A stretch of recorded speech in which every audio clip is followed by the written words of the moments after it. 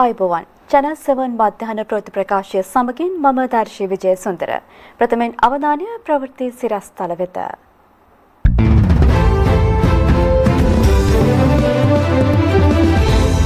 राज्य ආයතන වලින් 60% දූෂිත බවට අල්ලස් කොමිසමේ අධ්‍යක්ෂ ජෙනරාල්වරයාගෙන් ප්‍රකාශයක්. පසුගිය මාසයේ විදේශ ශ්‍රමිකයන් විසින් ඩොලර් මිලියන 695ක් මෙරටට එවා ඇති බව මහ බැංකුව කියයි. ගල්කිස්ස අධිකරණ පරිශ්‍රයේදී නීතිඥවරයෙකුට පහර දුන් බවට අත්අඩංගුවටගත් පොලිස් කොස්තාපල්වරයාට ඇප. පාකිස්තානයේ සහ ඇෆ්ගනිස්තාන හමුදා අතර දරුණු වෙඩිහුවමාරුවක්.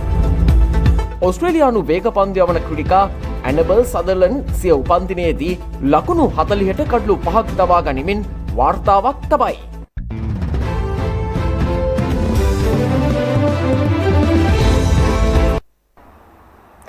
මෙරට රාජ්‍ය ආයතන වලින් 60%කට වඩා රාජ්‍ය ආයතන දූෂිත බව අල්ලස්සෝ දූෂණ විමර්ශන කොමිසම් සභාවේ අධ්‍යක්ෂ ජෙනරාල් රංග දිසානායක පවසනවා.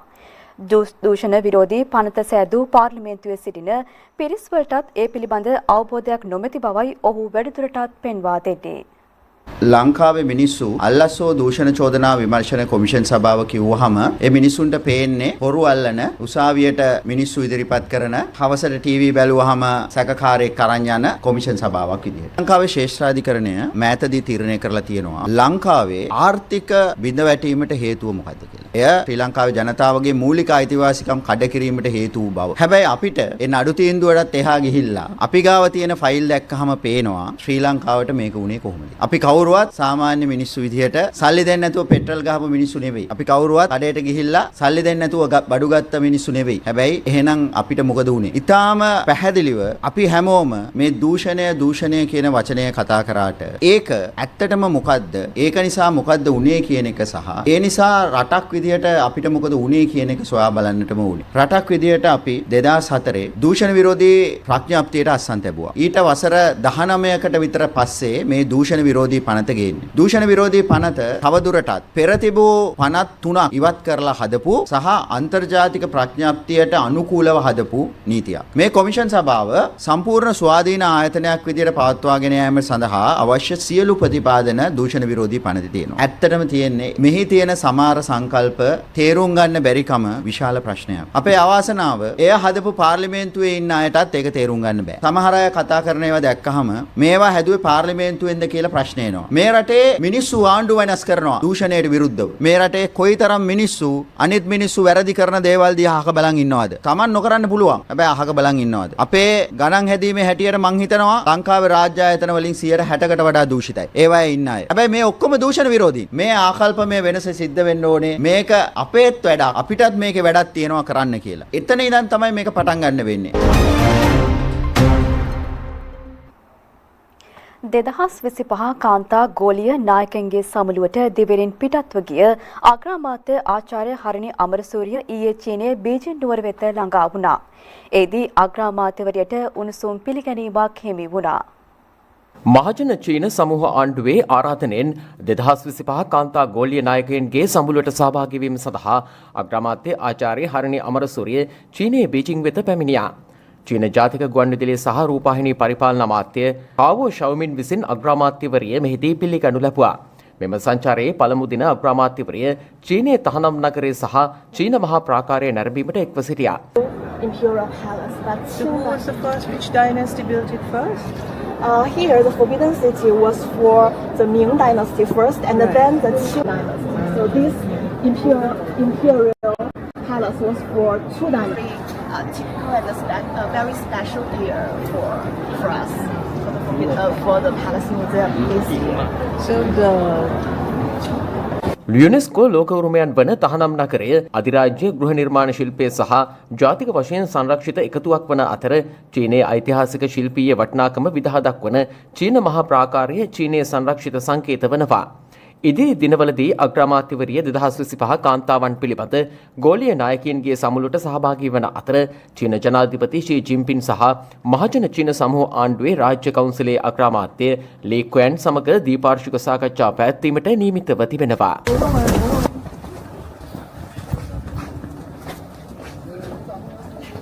So it was populated. There were people living.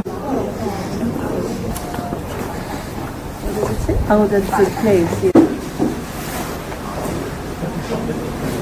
扒拉很传统，一直跟那么好。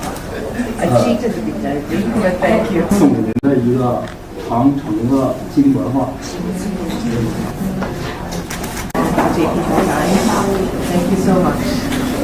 送给我。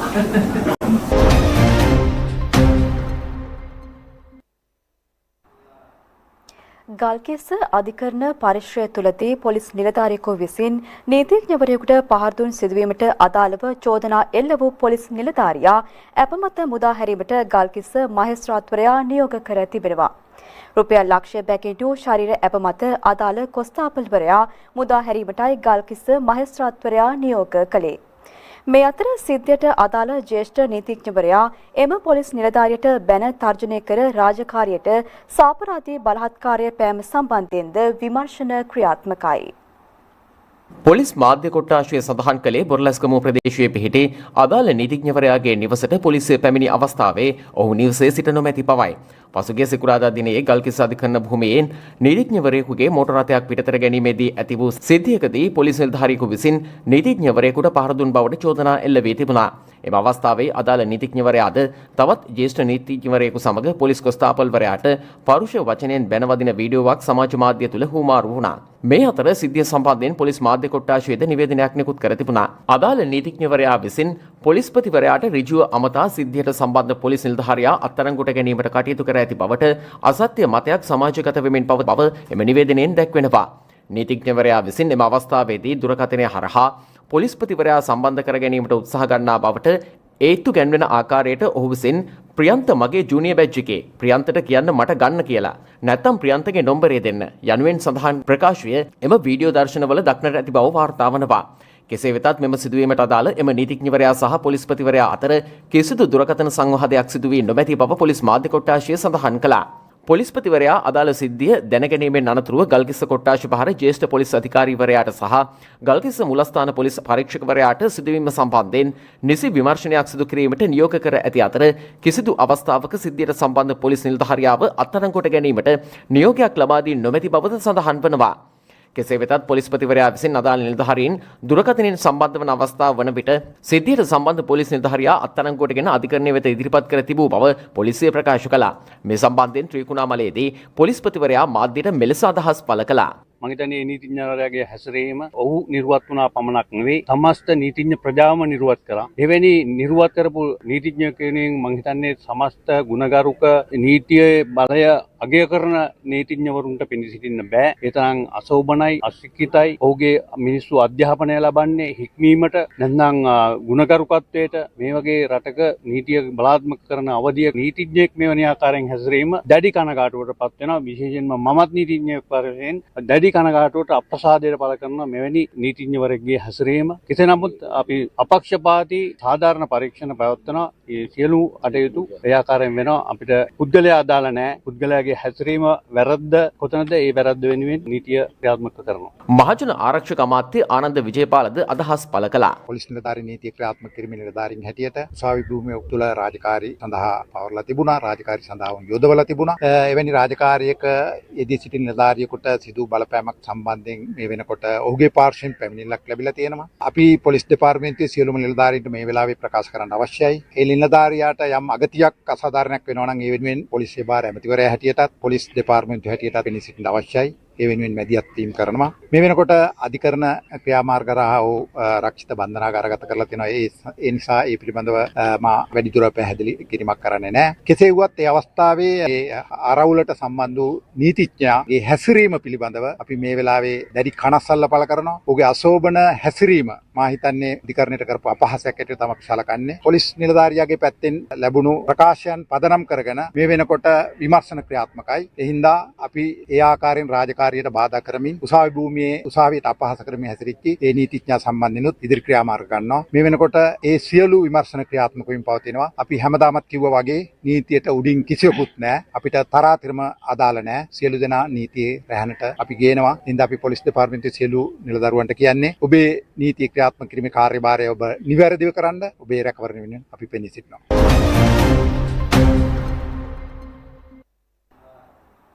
මෙම වසරේ සැප්තැම්බර් මාසයේදී විදේශ ශ්‍රමිකයන් විසින් ඇමරිකානු ඩොලර් මිලියන 695ක විදේශ ප්‍රේෂණ ප්‍රමාණයක් මෙරටට එවා ඇතැයි ශ්‍රී ලංකා මහා බැංකුව නිකුත් කර ඇති නවතම වාර්තාවේ දැක්වෙනවා. මෙම වාර්තාවේ සඳහන් ඇත්තේ පසුගිය 2024 වසරේ සැප්තැම්බර් මාසයේදී ලැබුණු විදේශ ප්‍රේෂණ ප්‍රමාණය ඇමරිකානු ඩොලර් මිලියන 555ක් වන බවයි. ඒ අනුව මේ වසරේ සැප්තැම්බර් මාසයේදී ගිය වසරේ සැප්තැම්බර් මාසයට සාපේක්ෂව ඇමරිකානු ඩොලර් මිලියන 140ක ඉහළ විදේශ ප්‍රේෂණ ප්‍රමාණයක් ලැබී තිබෙනවා. මේ අතර මෙම වසරේ ජනවාරි 1 වෙනිදා සිට මේ දක්වා විදේශ ප්‍රේෂණ තුළින් මෙරටට ලැබී ඇති ආදායම ඇමරිකානු ඩොලර් මිලියන 5811.7ක් බවද මහා බැංකුව පවසනවා. එය ගිය වසරේ එම කාලයට ලැබී ඇති විදේශ ප්‍රේෂණ ප්‍රමාණය 4843.8ක් වන අතර ඒ අනුව මෙම වසරේ එම කාලය තුළ ලැබී ඇති විදේශ ප්‍රේෂණ ප්‍රමාණය 967.9ක් ලෙස වර්ධනය වී තිබෙනවා. තවද සැප්තැම්බර් මාසයේ සංචාරක ආදායම ලෙස ඩොලර් මිලියන 182.9ක් උපයාගෙන ඇතැයිද එම වාර්තාවේ සඳහන් වනවා. සංචාරක ආදායම ලෙස මෙම වසරේ 1 වෙනිදා සිට සැප්තැම්බර් 30 වෙනිදා දක්වා ඇමරිකානු ඩොලර් මිලියන 738.4ක් උපයාගෙන ඇතැයිද මහ බැංකුව වාර්තාවේ වැඩිදුරටත් සඳහන් වනවා.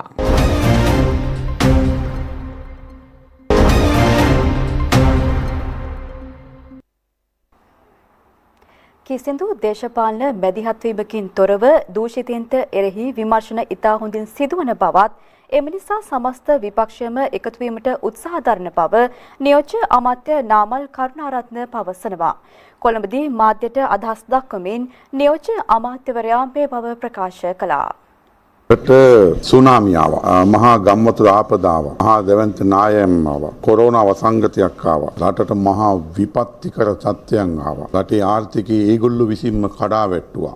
ලෝකයා විසින් අපේ රට බංකොලොත් රටක් කියලා ප්‍රකාශයට පත් කෙරුවා. ප්‍රකාශයට පත් කරන තැනට අපේ රට ගෙනාවෙත් ඒගොල්ලොමයි. රට අගාධිට වැටිච්ච කිසිම වෙලාවක ඒගොල්ලොන්ගේ නොතිබුණු සමගියක් දැන් ප්‍රදර්ශනී කරන්න පටන්ගෙන තියෙනවා. ඒකට හේතුව තමයි වෙන මොකවත් නෙමෙයි අපේ රට මේ වගේ අපරාධකාරී තත්වයකට ගෙනපු එකේ මූලික වගඋත්තරකරුවෝ ඒගොල්ලෝ. දැන් ඒගොල්ලෝ පස්සේ මේවා හඹාගෙන එනවා. නීතිය හඹාගෙන එනවා. තත්ත්වය හෙලිදරව් වෙනවා. අයිස් මතු වෙනවා, පොළොව යටින් මතු වෙනවා, උඩින් මතු වෙනවා, මුහුදෙන් මතු වෙනවා, පාතාලේ එනවා, ජාත්‍යන්තරේ ඉඳන් මෙහෙට එනවා, ගුවන් යානාවලින් මෙහෙට එනවා. හොරකම් මේ ඔක්කොම ටික එළියට එනවා. ඒ තත්ත්වය තුල කවුරුත් කල්පනා කරනවා යකඩ මල්ලට ගුල්ල ගැහුවා නම් ආල් මල්ල ලිහලා බලන්නද? රනිල්ටත් ඇතුළට යන්න වුණා නම් අපි මොක්කොද? ඒක නිසා ඒගොල්ලොම දැන් කියනවනේ, දයාසිරි හැම කියනවනේ, වේදිකාවෙම කියනවනේ දැන් මේ තත්ත්වෙන් නිදහස් වෙන්න නම් අපි ඔක්කොම එකතු වෙන්න ඕන කියලා. එකතු වීමේ උවමනාව තමුන්ගේ ආරක්ෂාව. දැන් මේ චෝදනාවක් එනවා අර මහමෝල් හිමියෝ මේ ජාවා අරන් කරනවා කියලා ඊයේ වසන්ත සමරසිංහ අමාත්‍යතුමා චෝදනා කරා මේ හාල් මාෆියාවක් කරගෙන යනවා කියලා මහමෝල් හිමියෝ. ඇත්තට මොකද වෙන්නේ මේ හාල් වලට? හාල් සම්බන්ධයෙන් ගත්තාම මෙහෙමයි. ඉතින් ඇත්තටම රජය පැත්තෙන් ගත්තාම තාමත් හාල් නිෂ්පාදනය කිරීමේ ක්‍රියාවලියකට තාම අත ගහලා නැහෙනි. ඒවටින් අපි ආරම්භයක් ගනිමින් තියෙන්නේ. ඉතින් ඒ තත්ත්වය තුල මේ හාල් වෙළඳපොළට තරගයක් දෙන්න නම් කෙදී රාජ්‍ය පංගුවක් නියෝජනය කළ යුතුයි. ඒක තුල තමයි මේක निराකරණය කරන්න වෙන්නේ. ඉතින් ඒ නිසා මහා පරිමාණ මෝල්ලිමියෝ ඉන්නවා. ඒගොල්ලෝ හාල් නිෂ්පාදනය කරනවා. කුඩා මධ්‍ය පරිමාණ මෝල්ලිමියොත් ඉන්නවා. ඒගොල්ලොත් නිෂ්පාදනය කරනවා. එතකොට මේකට යම්කිසි තවත් තුන්වෙනි පාර්ශ්වයක් මේ හාල් නිෂ්පාදනයට අවතීර්ණ වෙන්න ඕනේ. අවතීර්ණ වීම එක ඇතුලේ තමයි මේක යම්කිසි සමතිකටපත් කරන්න පුළුවන් වෙන්නේ. සුවසැරිය ගිලන් රථ සේවය තමන් ඇතුළු කණ්ඩායමක් විසින් සාර්ථකව පවත්වගෙන මෙරට කාර්යක්ෂම සේවය බව පාර්ලිමේන්තු මන්ත්‍රී ආචාර්ය හර්ෂද සිල්වා පවසනවා. වැඩිදුරටත් අදහස් දක්වමින් ඔහු පවසන්නේ මෙය තමාගේ පුද්ගලික බූදලයක් නොව සමස්ත රටවැසියටම අයත් සේවාවක් බවයි.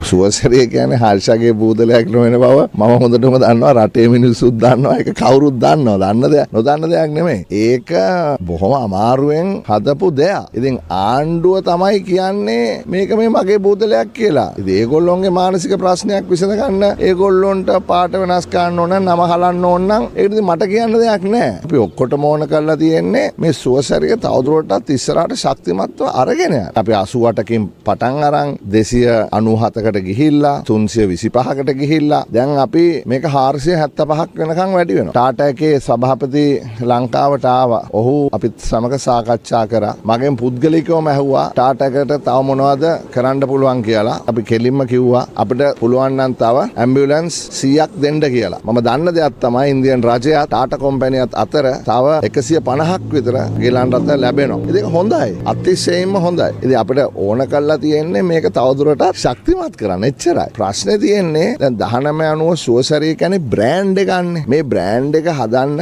මේ මෙතන හිටපු කට්ටිය දන්නවා කොච්චර අමාරු වුණාද කියලා. අපිට ගහපු නැති මඩක් නැහැ. ගහපු නැති ගලක් නැහැ. ඔය පාදනියලාගේ කට්ටියම ස්ට්‍රයික් කරා. ඉතින් මම කියන්නේ බ්‍රෑන්ඩ් එකක් හදන්න කල් යනවා. මේ හදපු බ්‍රෑන්ඩ් එකේ අවුලක් නැහැ. 1990 සුවසරිය කියන එක දැන් මිනිස්සු දන්නවා. ඉතින් මම දන්නේ ඇයි කියලා මේ අරගොල්ලන්ගේ අර හිතේ තියෙන මනක් කල්පිත මේ හර්ෂගේ බූදලයක් කියන එක අයින් කරන්න ඕන කමක් නිසා මේක කරනවා කියන එක කිසි තේරුමක් නැති වැඩක්. මම අහගෙනයි කවුද කියනවා මේක ජාත්‍යන්තරයට තලයට ගෙනියන්නලු මේ පාටවල් වෙනස් කරන්න ඕනේ. අත් වශයෙන් මම කැමතියි කියන්න අපිට හරි සන්තෝෂයි. ජාත්‍යන්තර තලයේ තියෙන ඉහළම ගිලන් රථ සේවාවක් හැටියට මේක ලෝක බැංකුවෙන් පිළි අරගෙන තියෙනවා. ඉතින් ජාත්‍යන්තර තලයට ගෙනහිල්ලා තියෙනවා. අනිත් එක මම අහගෙනයි සමහරු කියනවා මේකේ ජාත්‍යන්තරයේ පිළිගත් පාටක් තියෙනවා කියලා. දැන් ගිහලා chat GPT එකට යන්න ඕන කෙනෙක්ට අද පුළුවන් ඕන දරුවෙක්ට පුළුවන් මේ ප්‍රී හොස්පිටල් එහෙමත් නැත්නම් ඉමර්ජන්සි කෙයා ඇම්බියුලන්ස් වලට ලෝකේ පිළිගත් පාටක් තියනවාද කියලා chat GPT කියලා බලන්න. එහෙම පාටක් නැහැ. මේ මගේ පෞද්ගලික බූදල් මේක මේ රටේ මිනිසුන්ගේ බූදලේ.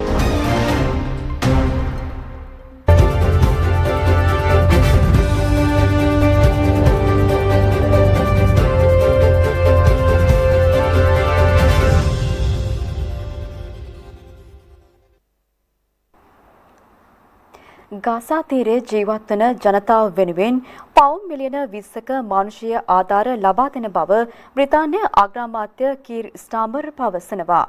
අද පැවැත්වෙන ගාසා සාම සමුළුව සඳහා ඊජිප්තුවේ ෂර්ම් අල් ෂේක් නගරයේ වෙත පැමිණි අවස්ථාවේදී බ්‍රිතාන්‍ය අග්‍රාමාත්‍යවරයා මේ බව ප්‍රකාශ කළා. ගාසා යුද්ධය අවසන් කිරීම සඳහා වන සාම සමුළුව ලෝක නායකයන් රැසකගේ එකතුවෙන් අද ඊජිප්තුවේ ෂර්ම් එල් ෂේක් නගරයේදී පැවැත්වෙනවා.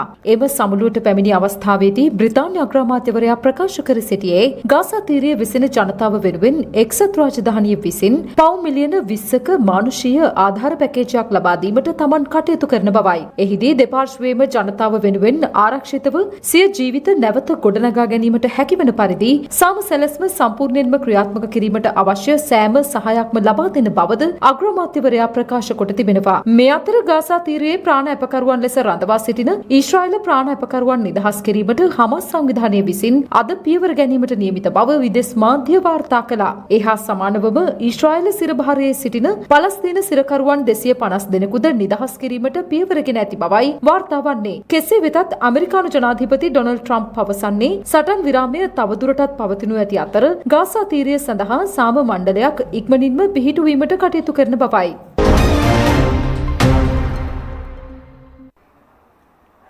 පාකිස්තාන සහ ඇෆ්ගනිස්තාන හමුදා අතර ඇති වූ දරුණු වෙඩිහුවමාරුවකින් පසුව පාකිස්තානය සිය ටෝක් කැම්ප් සහ චාමන් යන දේශ සීමා වසා තිබෙනවා. ඇෆ්ගනිස්තානයේ තෝරාගත් ප්‍රදේශවලට පාකිස්තානය විසින් ගුවන් ප්‍රහාර එල්ල කිරීම මෙම සටන් ආරම්භ වීමට හේතු වී ඇති අතර එම දේශ සීමාවල ගැටුම් ඇති කරන සටන්කාමී කණ්ඩායම් විසින් මෙම ගුවන් ප්‍රහාර එල්ල කර ඇති බවට පාකිස්තානය චෝදනා කරනවා. දෙරට අතර යුද ගැටුම් හමුවේ තලිබාන් පරිපාලනය විසින් එල්ල කරන ලද ප්‍රතිප්‍රහාර වලින් පාකිස්තාන සොල්දාදුවන් 58 දෙනෙකු ඝාතනය කර දේශ සීමා මුරපොළවල් 25ක් ඇෆ්ගනිස්තානය විසින් අල්ලාගෙන තිබෙනවා. ඒ අනුව පාකිස්තානය සිය සොල්දාදුවන් 23 දෙනෙකුගේ මරණ තහවුරු කර ඇති අතර ඊට එරෙහිව දැඩි ප්‍රහාර එල්ල කරන බවට අවධාරණය කර සිටිනවා. රාජ්‍යයන් දෙකම එකිනෙකාට චෝදනා එල්ල කරගන්නා අතර පාකිස්තානය ප්‍රකාශ කරන්නේ තමන් ඇෆ්ගන් භූමියෙන් එල්ලවන ත්‍රස්තවාදී තර්ජනවලට එරෙහිව ආත්මාරක්ෂාව සඳහා පමණක් ක්‍රියා කළ බවයි. මේ අතර කාබුල් නුවරට එල්ල කළ ගුවන් ප්‍රහාර ඇෆ්ගන් ස්වෛරීභාවය පැහැදිලිවම උල්ලංඝනය කිරීමක් ලෙස හෙලා දැක ඇති අතර බරපතල ප්‍රතිවිපාක පිළිබඳවද අනතුරු හඟවා තිබෙනවා. පාකිස්තාන ආරක්ෂක අමාත්‍ය කවාජා ආසිෆ් ප්‍රකාශ කළේ පාකිස්තානය ඇෆ්ගනිස්තානය සමග යුද්ධයකට නොයන්න නමුත් පාකිස්තාන ජනතාව ත්‍රස්තවාදයෙන් ආරක්ෂා කරන බවයි. කෙසේ වෙතත් සාම සාකච්ඡා අසාර්ථක වුවහොත් තමන්ට වෙනත් විකල්ප පවතින බව තලිබාන් රජය ප්‍රකාශ කර තිබෙනවා. ඒ අනුව කටාර් සහ සෞදි අරාබිය වැනි කලාපීය නායකින් දෙපාර්ශ්වයටම බලපෑම් කරමින් කියා සිටින්නේ රාජ්‍ය තාන්ත්‍රික ක්‍රියා අනුගමනය කරන ලෙසයි. මේ වන විට දේශ සීමාව අසල සිවිල් වැසියන් දහස් ගණන මෙම ගැටුම්වලට බියෙන් තම නිවෙස් වලින් පලා යමින් සිටින බව විදෙස් මාධ්‍ය වාර්තා කරනවා.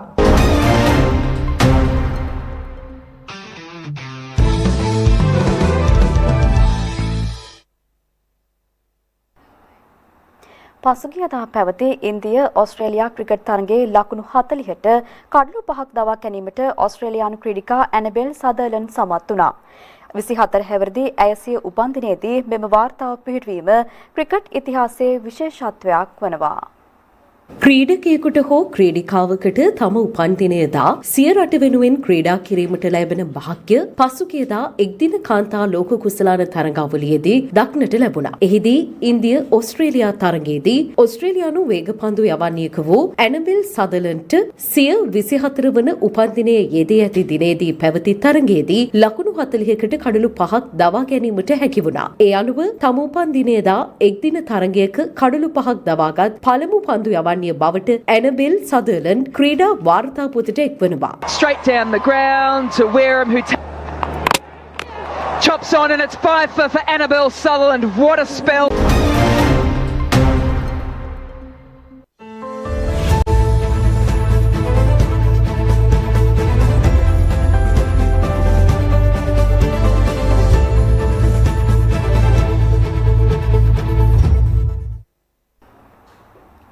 අද පසරු එකෙන් පසු දිවයිනේ පළාත් කීපයක වැසි හෝ ගිගුරුම් සහිත වැසි ඇතිවිය හැකි බව කාලගුණ විද්‍යා දෙපාර්තමේන්තුව පවසනවා.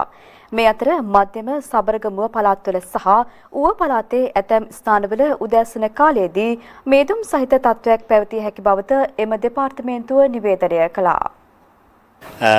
දිවයිනේ මේ දිනවල තියෙන්නේ අන්තර්මෝසම් කාල පරිච්ඡේදය. මේක සාමාන්‍යයෙන් තියෙනවා ඔක්තෝබර් නොවැම්බර් කියන මාස දෙක තුල.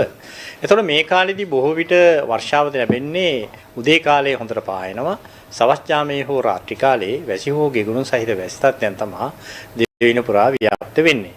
නමුත් අපි ඉදිරි දින කීපේ ගත්තම විශේෂයෙන්ම 16 වෙනිදාන් පස්සේ 16ත් 25ත් අතර වගේ කාල පරිච්ඡේදය තුල දිවයින ආසන්නයේ පහළ වායුගෝලයේ කැළඹෙන ස්වභාවයක් ඉස්මතු වෙන බව අපිට අපේ විශ්ලේෂණවල පෙන්වුම් කරනවා. එතකොට මේ කැළඹෙන ස්වභාවය හේතු කොටගෙන ඒක ඇත්තටම කියනවා නම් විශේෂයෙන්ම මේකේ තියෙන්නේ අර අපි ඒකට කියනවා අන්තර් නිවස්සන අபிසාරී කලාපය දිවයින ආසන්නයේ පවතිනවා කියන එක උතුරු අර්ධගෝලයෙන් පැමිණෙන සුළඟුයි දකුණු අර්ධගෝලයෙන් පැමිණෙන සුළඟුයි එකට එක්කහු වෙන මානවීමේ හැකියාවක් තියෙනවා. මේ දැනට තියෙන වර්ෂ 16 වෙනිදාන් පස්සේ දින තුල අපේක්ෂා කරන්න හැකියාවක් තියෙනවා. මේ වර්ෂාව හේතු කොටගෙන සමහර තැන්වල සාමාන්‍ය මිලිමීටර් 175 ඒ මට්ටමේ වර්ෂාපතන විශේෂයෙන්ම දිවයිනේ නීති දෙක කොටසේ ඇතිවීමේ හැකියාවක් තියෙනවා. ඊට අමතරව දිවයිනාවට සුළං තත්ත්වය ගත්තොත් විශේෂයෙන්ම මුහුදු සීමාව අපිට කංකසන්තුරේ සිට කොළඹ හරහා පොතුවිල් දක්වාම වෙරළබඩ තීරයට ඔබ්බෙන් තියෙන මුහුදු තීරවලත් සුළඟේ වේගය පැයට කිලෝමීටර් 50-60 දක්වා ඉහළ යෑමේ තත්ත්වයන් තියෙනවා. ඉතින් මේ තත්ත්වය බොහෝ විට ගොවි ජනතාව බලාපොරොත්තු වෙ, ඒ කියන්නේ විශේෂයෙන්ම ගොවි ජනතාවට සාමාන්‍යයෙන් තමන්ගේ වගා කටයුතු වලදී වැදගත් වෙනවා.